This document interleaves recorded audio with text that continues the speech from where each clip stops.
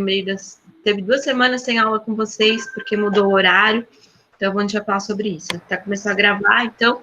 Primeira coisa que eu vou pedir para vocês, que vocês já estão fazendo nas aulas dos outros professores, é colocar nome, número, e se é do nono A ou nono B, porque aí fica gravada a presença de vocês. Vamos lá, pessoal?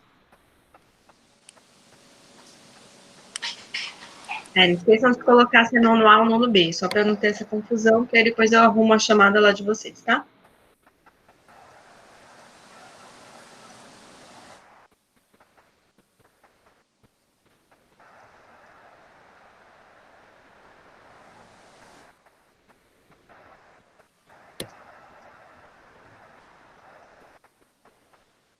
Valeu, Tiagão. Pessoal, eu estava explicando para vocês que o nosso Google Classroom mudou, porque é só da turma de Osasco agora, no MAI e no DUME. Eu coloquei no antigo Google Classroom já o código, e vou mostrar o código para vocês agora. Eu vou pedir para o João Antônio, quando eu apresento para vocês um PowerPoint, eu não consigo ficar lendo o que está no chat. Então, João, se alguém escreveu alguma dúvida, alguma coisa aí no nosso chat, você me avisa, por favor, beleza? Firmeza, professor. Eu não entendi mais ou menos o que você pediu para mim. Como que é? Assim, quando eu vou apresentar para vocês agora um PowerPoint que tem o nosso novo código de sala, tudo direitinho. Só que quando eu apresento uma tela para vocês, eu vou compartilhar, eu não consigo ler o chat. Então, eu vou pedir para você, se possível, ler o chat aí para mim, se alguém tiver alguma dúvida. Leio sim, senhor. Tranquilo. Bom, valeu. Deixa eu só começar a compartilhar aqui. Mas, gente, dúvida é comigo, tá bom? Aí, professor, pode deixar meu microfone ligado? Pode, né?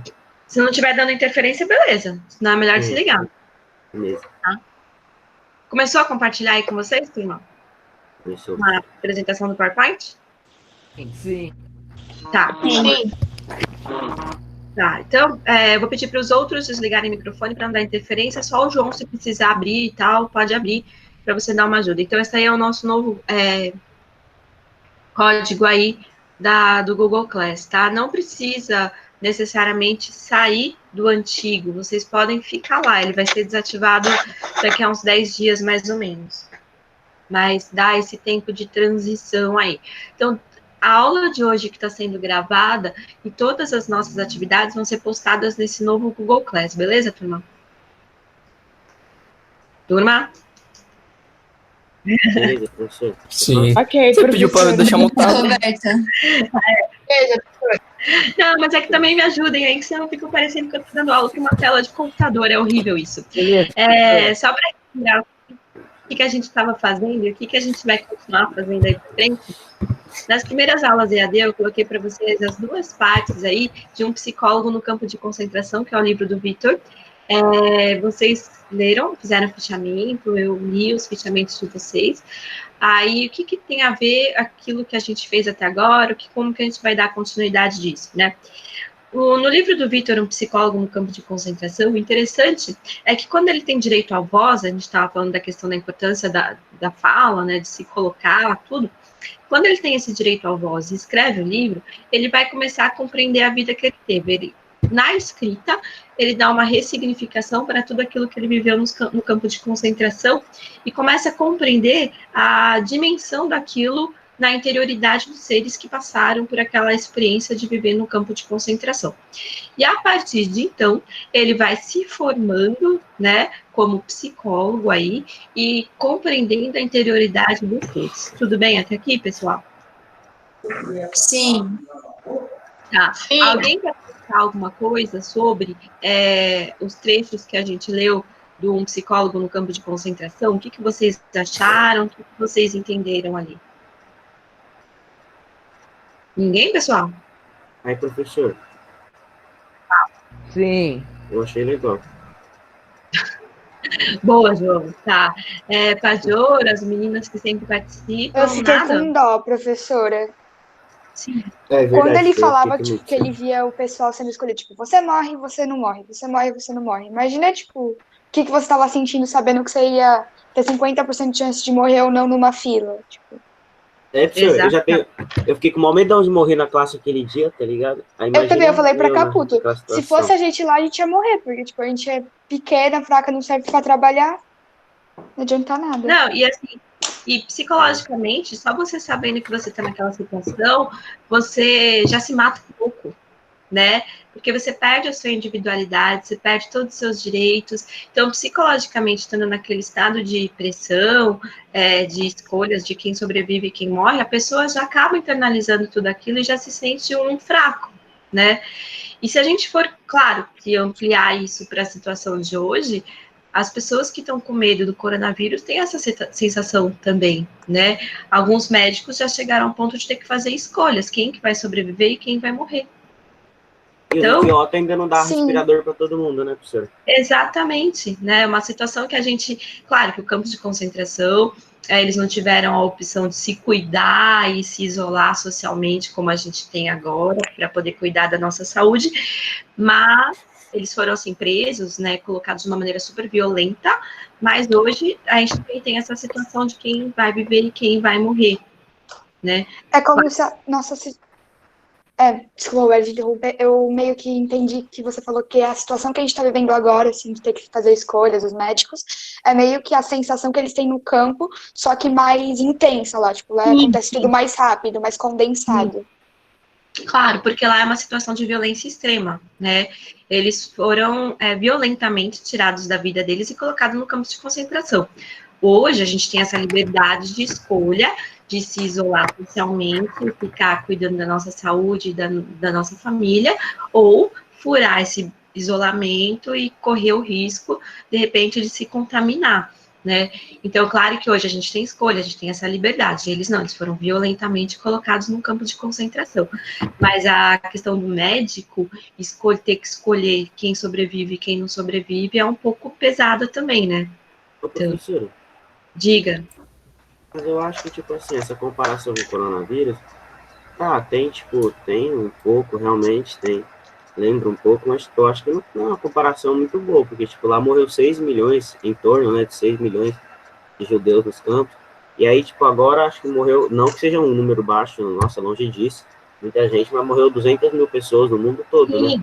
Sim, João, mas foi o que eu falei, a situação da escolha é tão difícil quanto, né? Sim. Mas a questão da situação é diferente, porque a gente não está sendo violentamente colocado no campo de concentração, como os judeus foram, né? A gente tem a liberdade de escolha em se cuidar ou não, entendeu? Então, claro que é diferente nesse aspecto, mas a questão de quem sobrevive e quem morre é pesado. Eu estava lendo algumas reportagens, tal, e conversando com uma amiga minha que é psiquiatra, ela falou que tem doentes de coronavírus que estão internados e eles não querem dormir porque eles têm medo de não acordar.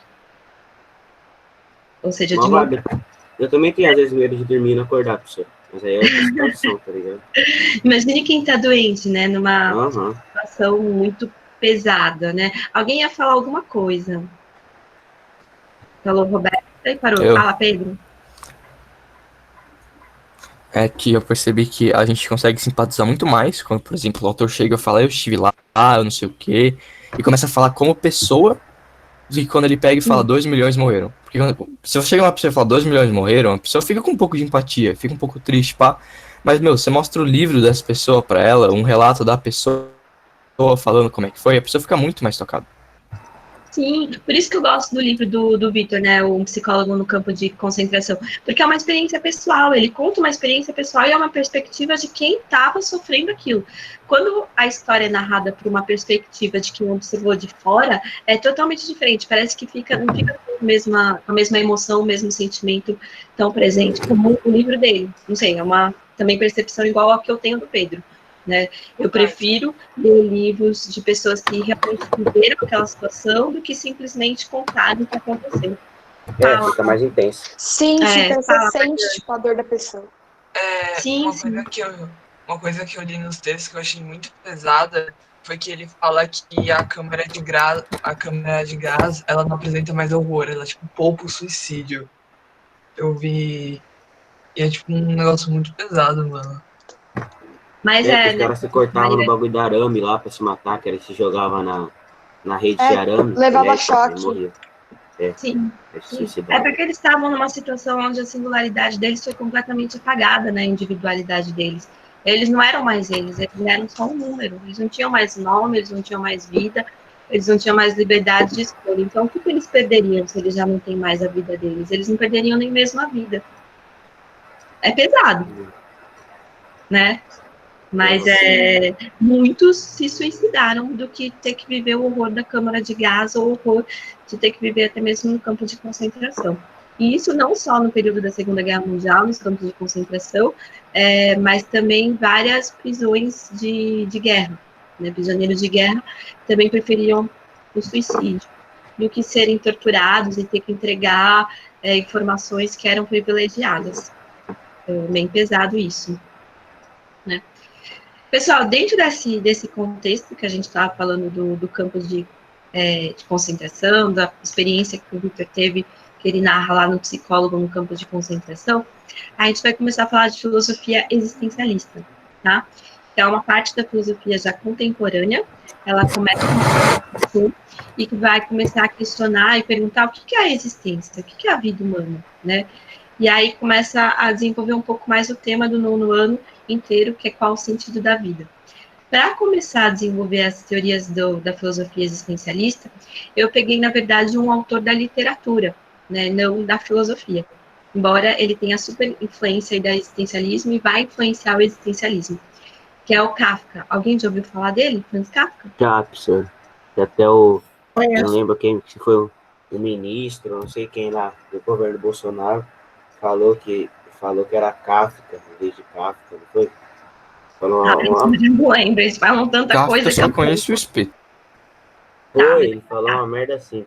Tá, então o espeto... O sentido da vida é que ela termina, né, Roberta?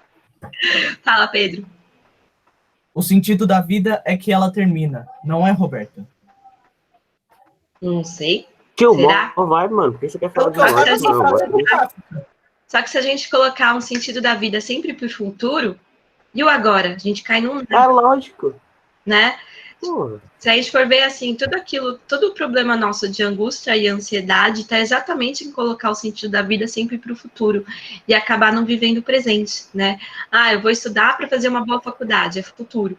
Vou fazer uma boa faculdade para se tornar um bom profissional, é futuro. E parece que aquele futuro nunca chega. E quando chega, a nossa vida terminou. E o agora? E o presente? A gente não vive? Deu para perceber o problema que é o existencialismo, da gente jogar as questões para o futuro? Roberta, eu acho que quando a gente teve aula com o Cristiano... Mari, deu interferência, fala de novo. Desculpa. Quando a gente teve aula com o Cristiano, ele falou de um filósofo que, tipo, a sociedade ela é movida por alguma coisa do futuro, que é a felicidade. Tipo, hoje a gente estuda para ser feliz, tipo, a gente trabalha para ser feliz. Sim. E isso move a sociedade. Sim. Mas você acha certo, Mari, da gente sempre jogar para o futuro, entendeu? Não. Exato. Quem vai fazer essa crítica, na verdade, é um pré-existencialista chamado Nietzsche, que a gente vai falar dele também, tá?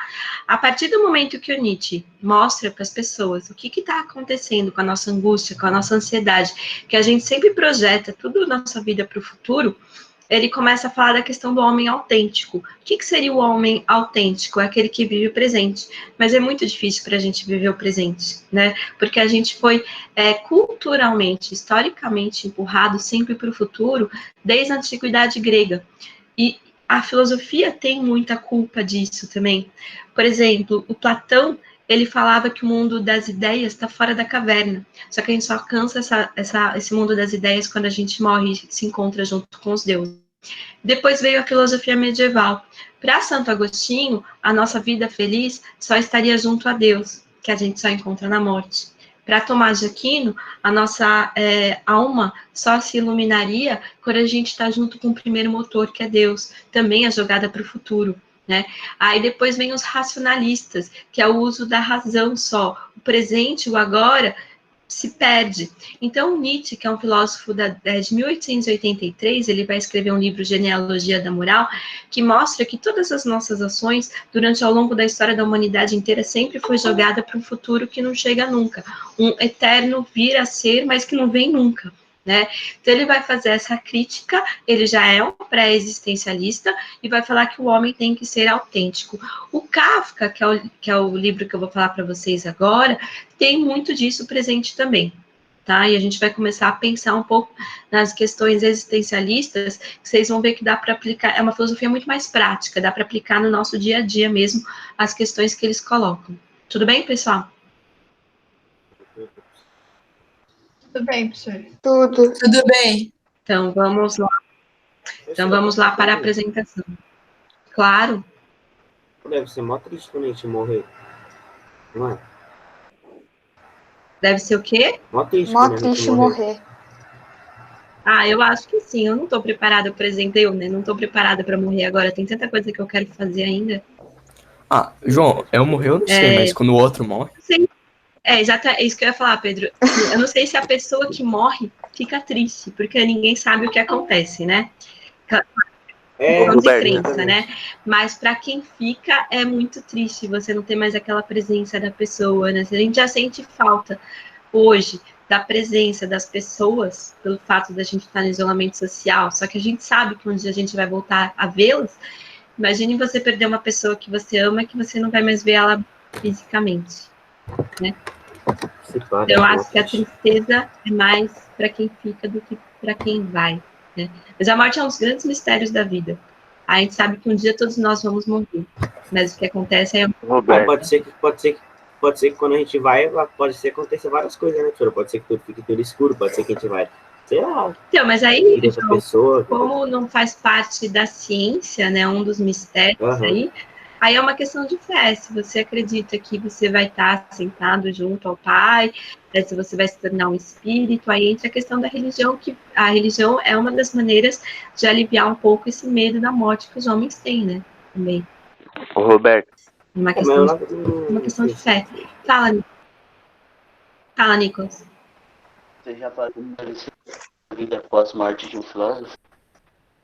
Não entendi sua pergunta, desculpa. Você já parou pra pensar como deve ser a vida após a morte de um filósofo, que nem você?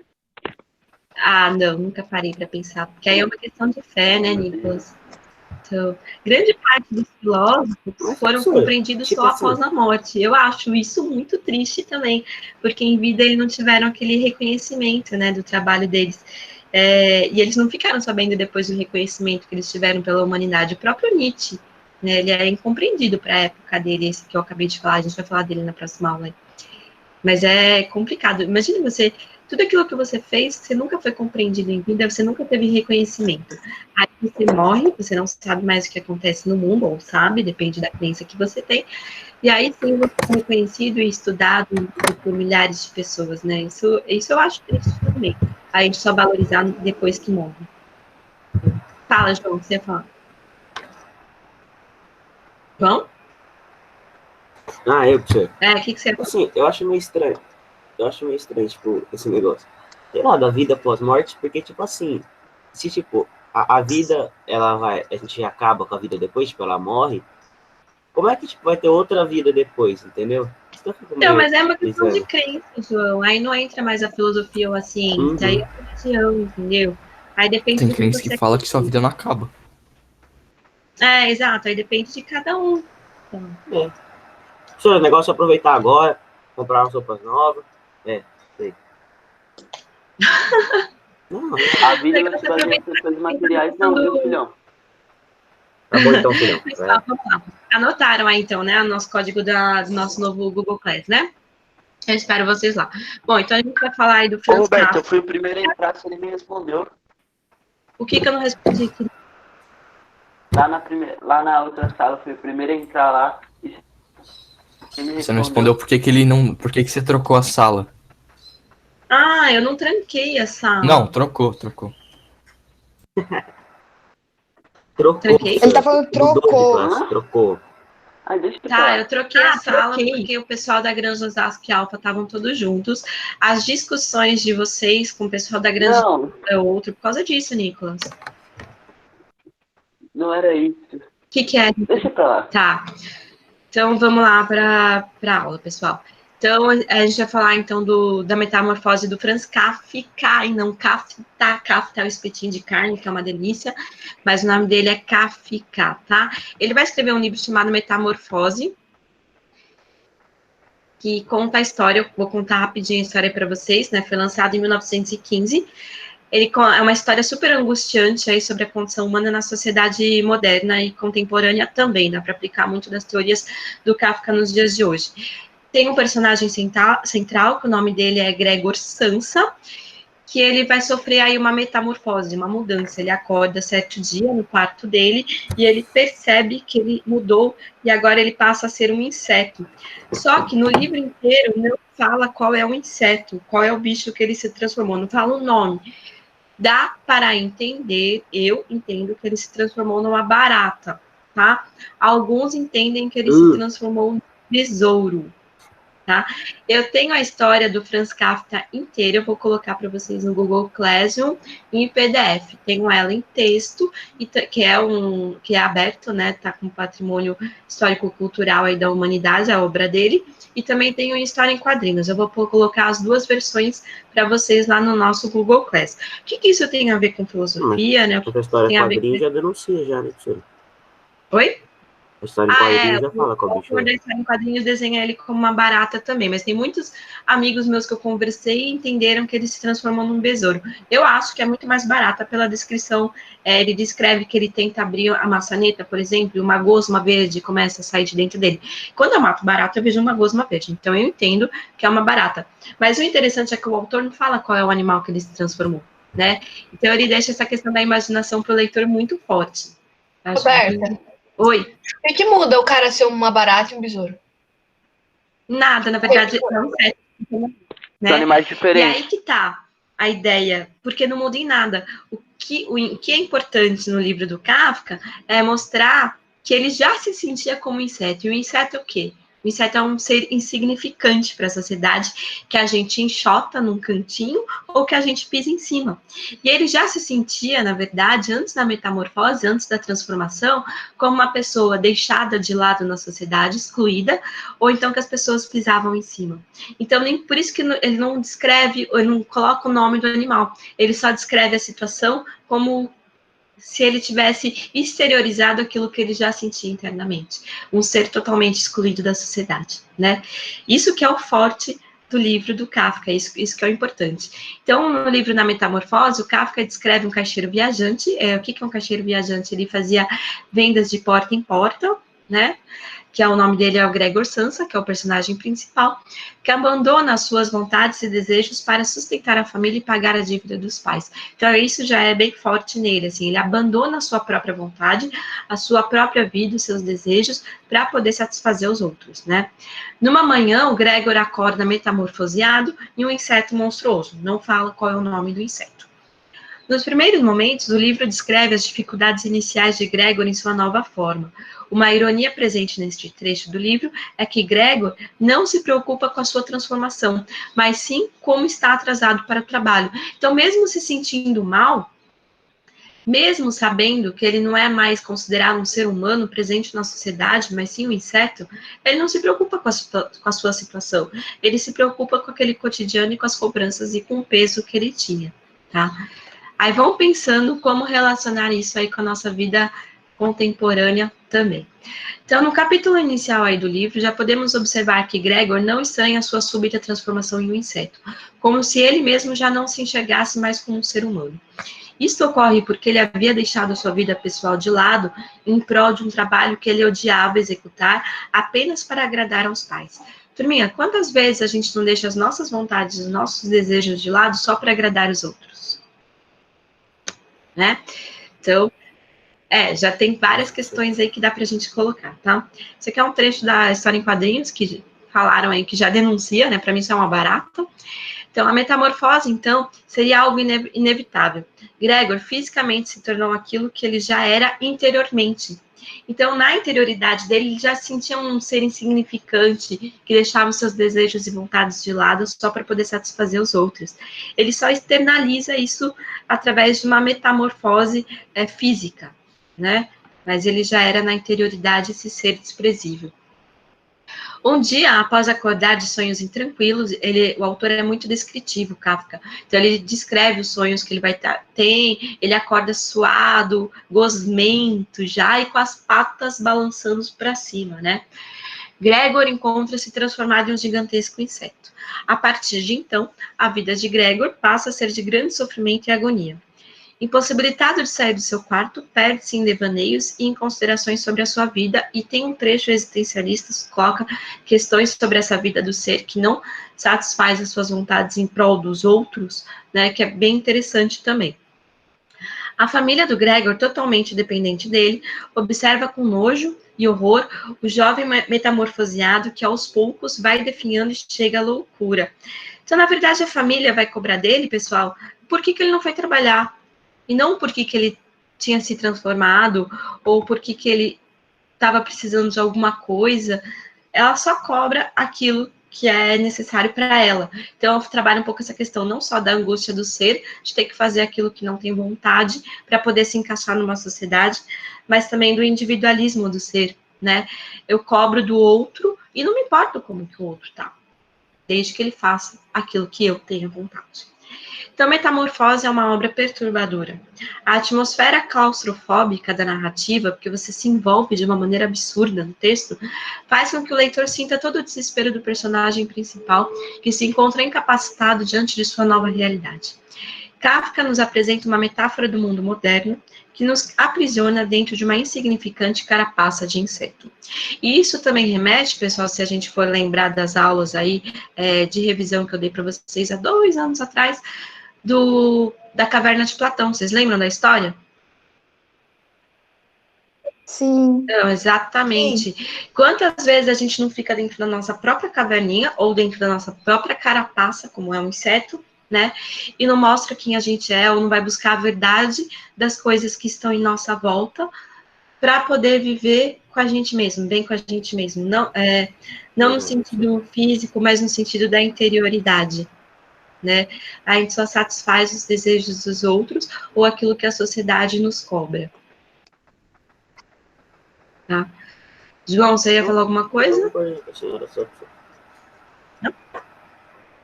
Beleza? Pedro? Os Pedros, né? Tem um monte de Pedro nessa sala, gente.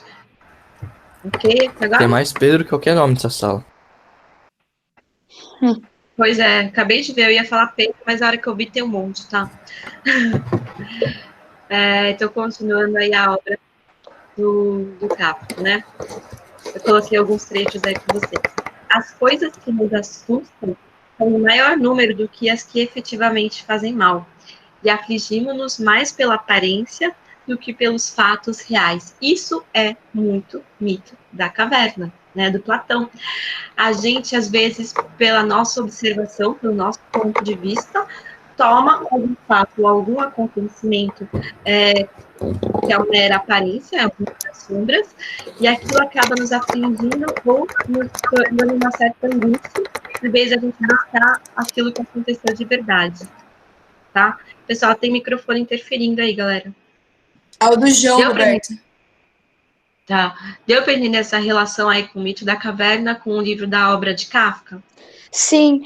Ô, prof, você estava falando da questão do nosso desejo, tipo, eu estava parando para pensar e, pelo menos para mim, eu quero, meus objetivos, tipo, na vida, não são coisas que eu concluí por mim mesma, são coisas, tipo, sei lá, eu quero fazer uma faculdade X num curso X, porque a minha mãe me fala isso, porque a minha escola me fala que eu tenho que fazer isso. Tipo, todos os meus objetivos, meus maiores desejos na vida são baseados no que as pessoas me falaram, não no que eu sinto. E, na verdade, eu nem sei o que eu quero, se não é isso. Pois é, e esse é um problema, né, que a gente vai ter que carregar quase que a vida inteira, porque a gente acaba sendo tão influenciado pelos fatores externos que a gente não conhece a nós mesmos, né. Eu lembro, isso é muito claro, assim, pelo menos para mim, Ana, é muito significativo, porque eu lembro que quando eu saí do colégio, eu não sabia o que eu queria fazer, na verdade. Eu sempre brinquei com vocês falando que eu queria ser bombeira, né, eu acho fantástico a carreira de bombeiro, mas é óbvio que não ia ser valorizada, né? Então eu fui prestar direito, porque meu irmão é advogado, meu pai é advogado, então o que eu vou fazer? Quando você não sabe o que você vai fazer ou direito ou administração, né? E aí eu fiz faculdade de Direito. Só que na faculdade de Direito, eu conheci as aulas de filosofia. Quando eu falei que eu ia fazer filosofia, o que falaram para mim? Não dá dinheiro. Era a minha vontade, né, Ana? Aí eu tava fazendo a minha vontade. Você vai morrer de fome, filosofia não serve para nada, é coisa de drogado, de esquerda, né? Só que eu fui fazer, porque eu achei que a história do pensamento da humanidade, aquilo para mim fazia muito sentido e ainda faz, né? Não é à toa que eu trabalho com filosofia. E aí eu mostrei que não, que assim, que eles estavam errados e que eu fui atrás daquilo que eu desejei, mas foi pela primeira vez na minha vida, entendeu? Que mesmo todos os fatores externos falando ao contrário, eu fui atrás. E isso é se tornar uma pessoa autêntica para o Nietzsche, é você fazer a sua própria, colocar em potência, em ato, a sua própria vontade. Porque ao longo da nossa vida inteira, a cultura fala o que a gente tem que fazer, a cultura, por exemplo, da estética, né, da beleza, fala como que a gente deve ser. Os pais, claro que eles querem, quando eles falam pra gente o que a gente tem que fazer, é porque eles desejam o melhor na vida dos seus filhos, isso a gente não pode duvidar.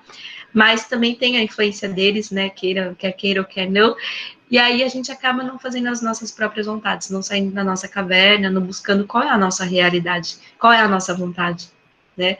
A gente sempre fica naquela carapaça da cultura, da sociedade impõe. É triste isso, né? Mas é real. Triste. Eu vou falar um negócio pra você. Pode falar, João. Tenho uma vontade de ser professor de história, na moral. Então, Próximo João, Ricardão, hein? essa é a sua vontade? Não. Mas, tipo, eu tenho maior medo de ser professor de história. João, não tem nada a ver isso. Assim, eu vou ser muito sincera com você. Tem professores e tem professores, entendeu? Se você faz aquilo que você gosta, se você é feliz dentro da sua profissão, você não vai ter problemas financeiros, né? Se você é um bom professor, você vai ter boas escolas para dar aula. Pode ter. Não é isso. Ô, não, João. professor. Sei lá, eu tenho medo, sei lá disso. Sei lá, professor, mas deve ser da hora. Ô, João. Mas é muito gostoso ser professor. Eu adoro vocês sabem disso. Para mim, E, é um tipo, prazer. imagina, quando você chegar lá, uma vibe, professor. Chegar nos alunos, trocar uma ideia com eles. Legal. Do mesmo jeito que tem professores e professores, tem alunos e alunos, né? Eu prefiro me ligar aos alunos. Fala, Nicolas, não, quem ia falar agora? Tinha alguém querendo. Manda. Fala, Nicolas. Eu ia falar, tipo, pro João que não tem problema a opção que, tipo, a profissão que ele for escolher pra trabalhar. O problema é, tipo, quem ele vai ser nessa profissão. Tipo, um exemplo, se ele vai querer ser um Ricardo da vida, tipo, um professor maravilhoso, ou se ele vai querer, tipo, ser um professor qualquer, entendeu? Aí isso vai de você, mas daí você faz o que você quiser, só que aí você escolhe quem você vai querer ser na profissão. Você vai querer ser uma pessoa muito importante, você vai querer ser um Zé Ninguém que ninguém conhece, que dá aula em uma escolinha qualquer. Isso não é só para professor, isso é para qualquer profissão, né? Tem amigos meus, por exemplo, que são engenheiros, mas hoje estão trabalhando de Uber. E aí? Mal vai. Engenharia. Então, fez nada da vida. Então, nada garante que você vai ser um bom profissional. Nada garante que você vai ter emprego, por exemplo. Que nem agora. A gente está vendo bem, de repente, na questão do coronavírus, a gente vai cair numa crise econômica ferrada quando terminar tudo isso. Né? Pessoas já estão perdendo seu emprego. O número de desempregados aumentou absurdamente. O dólar tá quase a 6. Então, gente, nada garante, assim, porque você se tornar um bom profissional, ganhar bem, ao ser alguém de sucesso, claro que parte 80% de você, de seu esforço, de seus estudos, da sua dedicação e também de você gostar daquilo que você faz. Mas tem os fatores externos que você não pode prever, né? Então, tem toda uma questão. Eu acho que ir atrás da sua vontade é mais importante do que ir atrás daquilo que as pessoas falam, porque ninguém sabe o que pode acontecer. Tá? Mais alguém quer falar, pessoal, sobre isso? Eu falei para vocês que... Pode falar, Pedro. Não é sobre isso, mas como é que pronuncia o seu sobrenome? O seu é fácil também, né? Kudryavtsev. Pois é, Krivonsica. Kudryavtsev, é fácil. Ah, tá.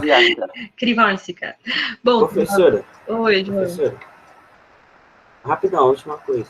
Pode falar. Mas nesse negócio do coronavírus, eu acho que, tipo, nós temos que se preocupar mais agora, que nem você falou, mais agora no presente do que no futuro, né? Porque agora o pessoal tá morrendo. Sim. Tá ligado? Eu acho que é isso. E é o momento da gente se ressignificar também, né? Qual que é o significado de tudo que a gente estava fazendo até agora, né?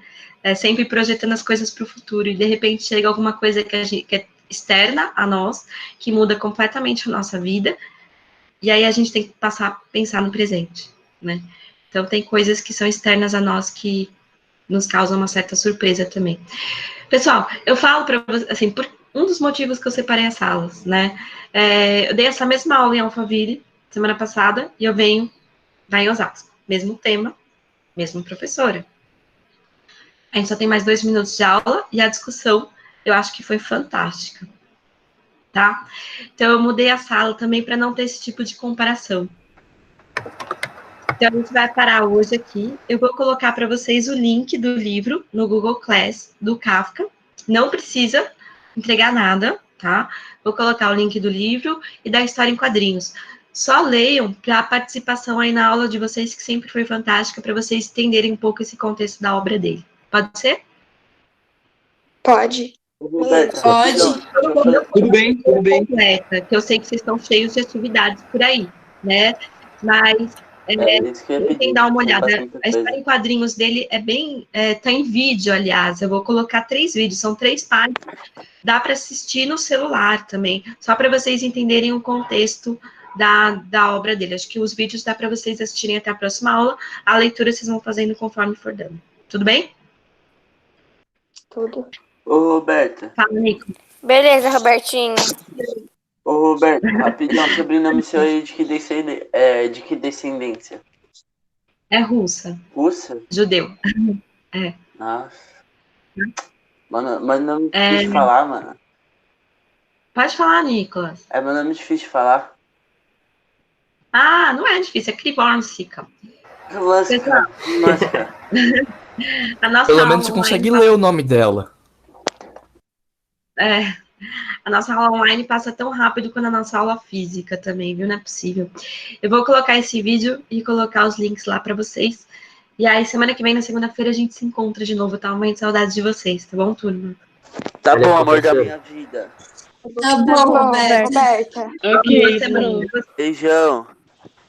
Tchau, Roberta. Ô, agora Valeu. Falou, Roberto. Tchau, Roberta. Tchau, tchau. Tchau, Roberta. Tchau, Graça, para de falar tchau, mano. Tchau, Roberta. Tchau. É aula de quem, gente? Agora é Vini, João. Tem lição? Não, né?